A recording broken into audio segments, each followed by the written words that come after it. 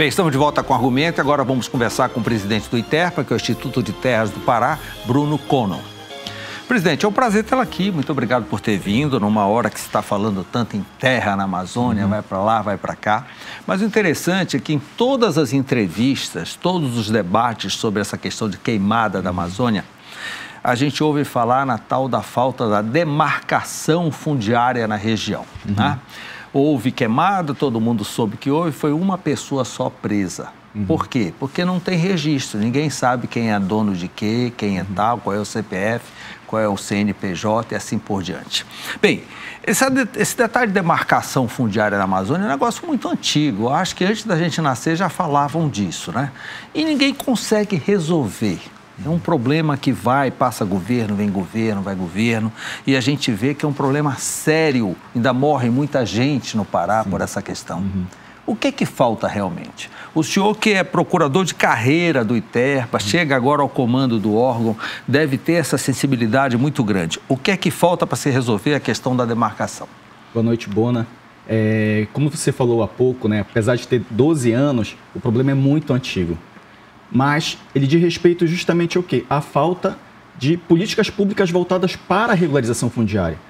E não apenas a vontade, a falta de política pública, mas a vontade política, uma decisão política de Estado de promover a regularização fundiária. Porque o que a gente acompanha... uma ação antivoto, não é, presidente? Exato. Que vai mexer no formigueiro. Não, mas por outro lado... Quando a gente está lá no campo, na ponta, o destinatário da regularização fundiária, ele está clamando por aquilo, porque ele está precisando daquele documento para garantir segurança jurídica para ele. Ele precisa daquele documento para acessar um crédito, para poder investir na produção dele. É lá que ele mora, é lá que ele desenvolve as atividades dele. Então, nada mais do que justo e correto de passar aquele documento para ele que não garante apenas um direito, mas deveres também, né? Deveres na seara ambiental, por exemplo. Ou seja, ele fica cadastrado. Ele fica cadastrado, ele registra o CPF. Apareceu lá um sinal de fumaça, você sabe quem é. Sabemos quem é. Pode ligar, pode mandar um e-mail. Principalmente hoje com as tecnologias que nós temos. As tecnologias, elas permitem identificar imediatamente aquela demarcação que hoje é feita por georreferenciamento, diferente no passado, né, que você também não tinha esse acesso tecnológico, e também permite com que você tenha a imagem com alto grau de precisão e de resolução para ver o que está acontecendo ali naquele espaço. Então, não basta ter o discurso da vontade de fazer, que é necessário, que várias gestões falam sobre isso. Mas, na verdade, é ação. Agora a gente passa para um momento que não tem mais volta, nós temos que agir. Então, conte para nós, nesses 7 primeiros meses do governo Helder, o que mudou? O que foi feito para atingir esse objetivo? Bem, a primeira coisa que foi mudada foi a mentalidade da possibilidade de fazer regularização fundiária. Como eu falei há pouco, né, meus 12 anos de casa, a gente verificava lá dentro que realmente era possível fazer regularização fundiária. Só que nós precisávamos o quê? Mudar as metodologias, tirar os gargalos, tirar a má burocracia num processo de regularização fundiária, que é feito de forma muito segura, porque ele tem todo um devido processo legal, com análise jurídica de requerimentos, de documentos pessoais, também com análises técnicas e de vistoria em loco, né, para saber se a pessoa realmente, de fato, está lá, se está produzindo, qual é o grau de produção que ela tem. Quem lá. que é grileiro nessa história? Esse é um processo administrativo que permite a gente identificar isso, né, principalmente associado à questão da produção. O grileiro, qual é a característica dele? Ele entra, mas ele não produz. Ele ocupa um espaço ali para fazer especulação imobiliária para vender para terceiros. O produtor rural, o agricultor familiar, não. Ele está lá no campo, está desenvolvendo a sua atividade. E é fácil de ser identificado? Não é fácil de ser identificado se nós não fizermos esse processo de forma correta, que está tudo muito bem regulamentado na legislação. Presidente, eu ouvi o governador falando que ele governa da área territorial do Pará apenas 33,3%, porque o restante são reservas indígenas, quilombolas, parques ambientais, que pertencem diretamente à União. Então, o ITERPA atua exatamente nesses 33,3%? Isso, o ITERPA ele atua em cima de 19%, que são as áreas disponíveis para regularizações fundiárias individuais. Isso já está definido, já tem um zoneamento. Na verdade, isso aí é uma estimativa, porque nunca foi feita uma contabilidade fundiária. ou seja, definir de fato o que são as áreas da União, o que são as áreas do Estado, as áreas que foram tituladas. Por exemplo, hoje nós temos um trabalho de levantamento dessa documentação que foi expedida pelo Estado até então, porque a partir disso nós vamos ter qual é o tamanho líquido que nós temos para tratar desse assunto. Então, quando o governador trata dos 33%, ele também está tratando das unidades de conservação que estão na pauta da regularização fundiária também, porque precisam definir a demarcação desses imóveis, se tem algum produtor rural dentro dessas unidades de conservação para poder fazer a gestão dessas pessoas que estão ali. Há recursos para tudo isso? Isso demanda um recurso grande. Sim, sem dúvida. E como nunca tinha sido pensado antes nessa pauta de forma concreta, hoje nosso trabalho é também levantar o custo. Qual é o custo para nós promovermos a regularização fundiária, tá, das áreas do Estado e também da União?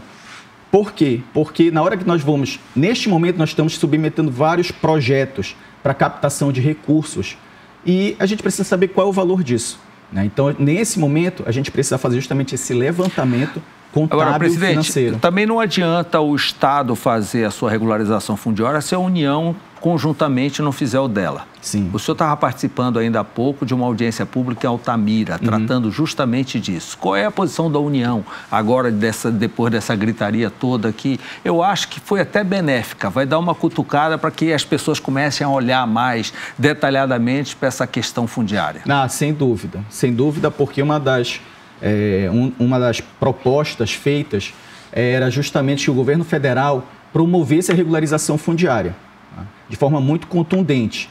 Então, já começou a fase de cobrança, né? Quais são as ações que estão sendo desenvolvidas pelo governo federal? E o Estado do Pará, porque a gente não quer mais tratar assim o que é federal, o que é estadual. Olha, é o seguinte, o território é do Estado do Pará, é um território paraense, e nós precisamos promover a regularização. Então, o ITERP e INCRA, que antes andavam afastados, agora nós estamos nos aproximando. Tem uma força-tarefa. Exatamente. Termo de cooperação. Um termo de cooperação já foi assinado com o INCRA Marabá e agora vai ser assinado com o INCRA Belém e INCRA Santarém, né, para justamente nós fazermos esse alinhamento de ações, tá, tanto para as áreas federais quanto para as áreas estaduais. O INCRA fica no campo e o ITERPA fica aqui na parte contratual, legal da coisa, é isso, né? Não, o INCRA ele é como se fosse o Instituto de Terras do Pará, só que em áreas da União. Sim. Ou seja, ele promove a regularização fundiária em áreas da União. Áreas da União, em especial áreas de reforma agrária, destinadas para a reforma agrária e também para aquelas áreas que não estão destinadas para a reforma agrária. Presidente, ainda existe no Pará o que se chama de terras devolutas, que não tem ninguém por lá? Olha, que não tem ninguém... É meio difícil, né? O que a gente costuma agora definir como terras devolutas é aquelas que não foram destinadas para um fim específico. Então, por exemplo, eu tenho uma unidade de conservação, aquela terra, ela deixa de ser devoluta porque eu destinei para um fim específico. Então, quando você tem hoje um processo de regularização fundiária individual, é porque você está destinando aquelas áreas para um fim específico, que no caso, para um particular para desenvolver suas atividades. Isso já está todo zoneado, o Estado, né? Você já sabe qual é a cultura, qual é a vocação de cada área. Agora que nós estamos fazendo o levantamento... Se alguém quiser fazer pecuária numa área que não seja tão apropriada, você já tem condições de dizer, não, essa área... Não... Nós temos o zoneamento ecológico e econômico do Estado, que fala justamente, primeiro, das áreas que são destinadas para atividades econômicas e para atividades de conservação ambiental. Hoje o trabalho da SEDAP, a SEDAP está fazendo um trabalho muito importante, que está fazendo, de fato, a definição desses núcleos produtivos do Estado, para que, inclusive, a regularização fundiária chegue destinada para esse público. Ou seja, hoje, a nossa missão também é integrar as agendas, tanto da regularização fundiária, que não é um fim em si mesmo, mas justamente para promover o desenvolvimento dessas outras cadeias produtivas do Estado. E se lá tiver um produtor numa área que não está definida como aquela vocação, o que vai fazer? Ele vai ter que se submeter, ele pode entrar no processo de regularização fundiária, tá? Desde que não haja incompatibilidade com aquele zoneamento que tem ali. Esse é um primeiro ponto. Segundo, caso ele tenha algum tipo de incompatibilidade, por exemplo, de repente ele está dentro de uma unidade de conservação, aí vão ser adotadas medidas judiciais, sejam administrativas, no caso, ou judiciais, para que seja feito a indenização e a retirada dessa pessoa se tiver incompatibilidade com a natureza jurídica. Se ele tiver jurídica. bens naquela área e comprovar que já está há algum tempo. Sim, é isso. Aí é desapropriada a área Exatamente. dele. Se ele tiver documentação naquela área, ele vai ter que ser desapropriado em razão da destinação daquela área, não ser compatível com a permanência de uma atividade produtiva Presidente, particular. como é que acontece esses desmatamentos que a gente vê na televisão assim? Parece terra de ninguém. Será que o dono lá não...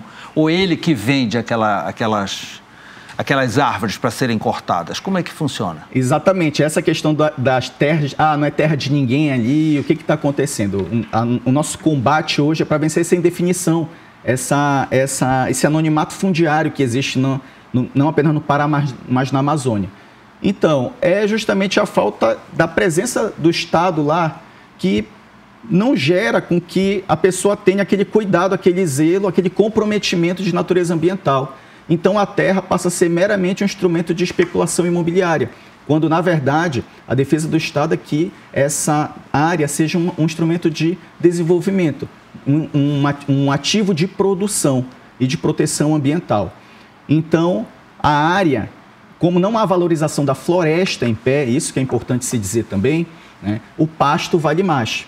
Então, para eu produzir na Amazônia, que tem uma produção muito baixa, uma produtividade muito baixa, eu preciso aumentar a minha área de produção, eu preciso avançar sobre a floresta para poder produzir mais gado. Exatamente. Então, hoje, como foi até noticiado pelo governador do estado, a média é de 0,9 unidade animal por hectare. É muito baixo isso, né? Isso demonstra que a nossa atividade produtiva, infelizmente, ainda é muito rudimentar. E, por conta disso, utiliza da queimada e do desmatamento para avançar sobre a floresta. Então, a gente precisa imediatamente fazer essa valorização da floresta em pé. A demarcação fundiária interessa para o madeireiro? Interessa. Porque se ele tiver a regularização fundiária, ele também pode fazer a sua atividade econômica de forma lícita, né? Ou seja, de forma regular. E também melhora pode fazer um manejo numa área. Pode fazer um manejo numa área. Sem documentação, o empreendedor florestal não pode fazer manejo florestal. Ou seja, você já não consegue que a origem daquela sua mercadoria, daquele produto florestal, ele tenha uma origem ilícita. E nesses 19% que o ITERPA atua, qual é a maior demanda, madeira ou pasto? Atividade agropecuária. Muita atividade agropecuária, que é uma das nossas vocações, né? Então, isso está muito associado a essa atividade. Houve um refluxo da madeira? Olha, para a questão da regularização fundiária, sim. Houve essa redução. Mas o que a gente vê muito, a característica principal ali são atividades agropecuárias, em especial do pequeno. Para te ter uma ideia, o legado do ITERPA, quando nós assumimos a gestão, nós recebemos 32 mil processos de regularização fundiária pendentes de análise. Dos 32 mil, 82% eram de perfil da agricultura familiar. Então, o nosso principal público é, de fato, o pequeno, o agricultor familiar que está precisando desse serviço público. E esse agricultor familiar não tem sequer acesso a crédito agrícola por falta dessa documentação? Exatamente. Ele não tem acesso a crédito porque ele não consegue apresentar uma documentação idônea no banco para poder ter a liberação daquele crédito. Presidente, me diga uma coisa, no ano que vem, no verão do ano que vem, vamos ter novamente essa gritaria ou o senhor acha que dá tempo de ajustar essa questão? Olha, a gente está trabalhando de forma mais estratégica esse ano para justamente As queimadas ajudaram o ITERPA no seu objetivo? Para chamar a atenção, sim, com certeza, né? Porque, e com verba também. Com verba também. Então, não só as queimadas, mas essa questão do desmatamento, ou seja, trouxe à tona uma pauta que é extremamente importante, tá? Que não é apenas a questão ambiental em si, mas a questão do ordenamento fundiário do estado do Pará, da Amazônia, né? Então, a gente acaba mudando essa dinâmica de, na verdade, buscar trazer aquelas pessoas que estão na informalidade para a legalidade, né? Para tirar essas pessoas dessa situação. E dessa forma, a gente consegue iniciar o processo de mudança do modelo de desenvolvimento da Amazônia, de uma produção que é rústica ainda e muito limitada, com baixa produtividade, e através da regularização fundiária e regularização ambiental, promover essa mudança do modelo de produção para uma produção mais sustentável, mais técnica, com investimento mais tecnológico. Por quê? Porque você pode ter acesso a créditos a partir de uma titulação. Os estados nossos vizinhos estão tomando a mesma providência? Porque também não dá para um só resolver a questão, né? Não dá para matar a barata só num terreno que ela vai para lá e depois ela volta, não é verdade? Exatamente. Eles estão tocando também esse assunto? Foi uma pauta comum dos 9 estados que participaram, dos 9 estados da Amazônia Legal que participaram das reuniões com o governo federal. Foi uma pauta unânime, que foi a regularização fundiária. Ou seja, a mudança do modelo vai depender muito do quê? Das ações, tanto dos governos do estado quanto do governo federal, acerca desse tema, né? Ou seja, não basta agora ficar no discurso, né? No reconhecimento que é importante, mas nas ações também. E quando começam os primeiros títulos? Pós-queimada? Os primeiros títulos, na verdade, já começaram, né? Nós fizemos um levantamento agora há pouco. Um mutirão. 393 títulos foram concedidos ano passado. Nós já chegamos, até o mês de agosto, a 1.107 títulos. Tá? E o que a gente está fazendo? Justamente trabalhando em bloco, tá? Trabalhando de forma com uma outra metodologia que permite entregar mais. Então, hoje, os técnicos do ITERP estão em campo e não apenas isso. Nós estamos criando outras formas de trabalhar que permite, por exemplo, o credenciamento de um profissional para não ficar tudo sob a responsabilidade do ITERP. Então, um credenciamento do profissional que vai a campo para fazer o trabalho de georreferenciamento. Parceria com a Emater também, né? Ou seja, os técnicos da Emater em campo para aumentar esse braço de atuação na regularização fundiária. E a tecnologia via satélite? Estamos usando a tecnologia hoje disponível no CIMAM, né, que é o Centro Integrado de Monitoramento Ambiental da SEMAS, para justamente nós identificarmos essas áreas e trabalhar com mais inteligência e eficiência no campo. Não ficar tão perdido na hora, só no papel, e não entender a dinâmica daquela região. Então, o Pará não tem mais aquela área que o governo não conheça? Ele tem conhecimento das suas áreas. Ele tem conhecimento integral das suas áreas. Tem conhecimento integral. E isso foi muito... A colaboração foi muito grande em razão do CAR também. O Cadastro Ambiental Rural permitiu que as pessoas começassem a aparecer e saber onde elas estão ocupando. Só que o CAR ele tem um delimitador. Agora a gente precisa, de fato, ir para um passo seguinte, que é a regularização fundiária. Então, embora não possa punir porque não tem um registro, mas sabem quem foi que tocou fogo? Minimamente existe um indicativo forte dali que pode direcionar as ações do Estado, no caso de comando em controle, para coibir esse tipo de situação. E agora nossa missão também é, diante desse cenário, prevenir, né? Tomar as medidas informar, porque muitos fazem até por desinformação. Exatamente, como eu falei há pouco, né?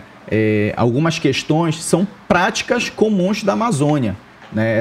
Avô fazia, o pai fazia, ele faz igual. E ele faz igual. Então, isso aí acaba passando... O que aconteceu agora é que tem mais satélite, deu para ver melhor o que na época do avô dele ninguém via. Exatamente. Eu tive algumas experiências no interior do estado e que o produtor rural chegava assim, não consegui vender meu gado porque o frigorífico está dizendo que tem um ponto de desmatamento lá e não tem. Eu falei, com certeza não tem? Não tem. Então, peraí. A gente puxava o CAR, jogava na imagem e falou, olha, mas aqui tem um ponto aqui. Aí ele falava assim, não, eu só dei uma ruidinha lá. Né? Então, assim, é uma prática, né? Sim, então, a pessoa, isso tudo está numa fase de mudança, de alterações, e eu tenho certeza que o produtor rural está associado, está alinhado a Presidente Bruno Cono, males que vem para bem. Então, o ITERPA sai fortalecido, a SEMAS sai fortalecida. Sem dúvida. E ano que vem a história deverá ser diferente. Exatamente. Nós começamos um novo processo agora. Um processo que vai atuar de forma mais estratégica e dentro de ações, não apenas ações de comando e controle, mas agendas positivas também, porque não adianta apenas punir quem está lá, né? Ou ações que geram fiscalização, mas levar outras políticas públicas também que são importantes, como a pauta da regularização fundiária, uma Emater mais atuante na informação técnica. Tornar isso acessível ao produtor, né? E fora outras políticas públicas de natureza, inclusive social. Então, essa que é a meta do governo do Estado. São ações estruturantes. Elas não são apenas ações isoladas. E é isso que o governo do Estado está se preparando para fazer agora. Muito obrigado, presidente Bruno Cono, por essa informação nesse momento. Volte sempre quando conseguir liberar mais e dizer, olha, o Estado, tantos por cento do Estado já está regularizado, já tem documentação, tudo seria muito mais fácil, não? Com certeza, o que agradeço. Boa sorte. Obrigado, muito obrigado. Obrigado pela sua companhia, estaremos de volta na próxima segunda-feira, no mesmo horário. Tchau.